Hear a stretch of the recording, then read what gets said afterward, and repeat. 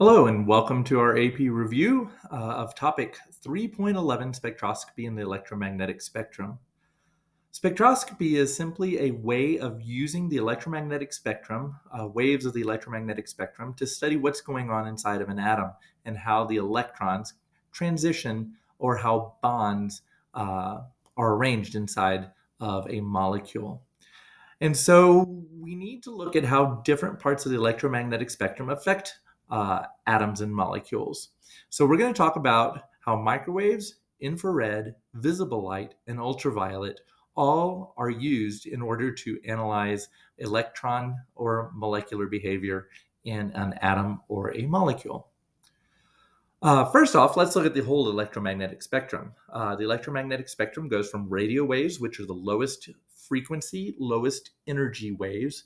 They also have the longest wavelength, all the way up to gamma waves, which are the highest frequency, highest energy waves that have the shortest wavelength.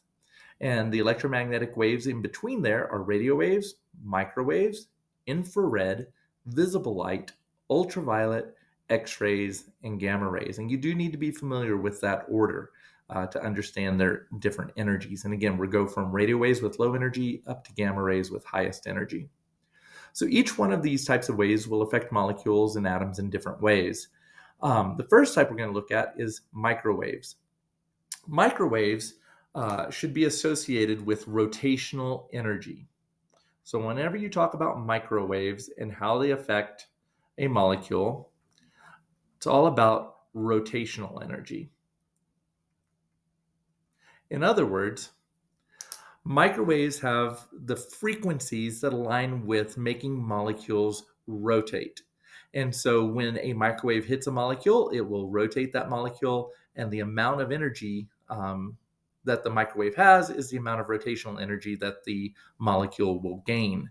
Now, not every microwave will cause a molecule to rotate. The rotational energy of the molecule has to match the frequency of the microwave. And so by bombarding molecules with various energies of microwaves, various wavelengths of microwaves, we can see which microwaves affect the rotational energy of the molecule, and therefore we can figure out what's going on inside the molecule by how much energy it's gained by specific waves of microwaves. So microwaves are associated with rotational energy, and that's the primary thing you need to know about how microwaves affect molecules. Infrared waves, which are higher energy than microwaves, affect vibrational energy. And again, this is the most important thing that you need to know about infrared waves and how they affect molecules. But bonds in molecules actually will vibrate, and they vibrate at certain frequencies, and those frequencies match the frequencies in the infrared range of the electromagnetic spectrum. So when infrared waves hit a molecule, if the infrared frequency matches the vibrational frequency of a molecule, the molecule will start vibrating. And again, if we know the infrared wave that we hit the molecule with and the frequency that it has, then we can figure out information about the bonds inside a molecule based on their vibrational frequency. And so infrared waves are associated with vibrational energy and allow us to analyze molecules' bonds.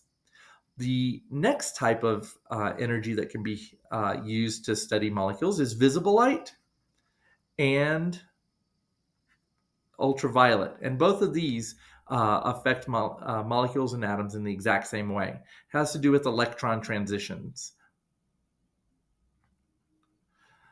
And when these types of light hit an atom, electrons will actually go from between different energy levels. Now, again, the visible light energy or the UV light energy has to match the specific energy transition within the atom. So going from the first energy level to the second energy level has a specific energy, and it has to be hit with a photon of visible light or ultraviolet light that matches that energy of transition. But visible light and ultraviolet light allow us to study the electron transitions within atoms and understand how much energy the electrons have within those atoms. So these are three different ways that we can study molecules and atoms. microwave spectroscopy, infrared spectroscopy, and visible light or ultraviolet spectroscopy, all which allow us to figure out properties of different substances. Microwaves, rotational energy, infrared vibrational energy, and visible and ultraviolet electron transitions. There'll be more information about visible spectroscopy in a later video. I hope that this reminds you of what we talked about in class, and good luck in your studies.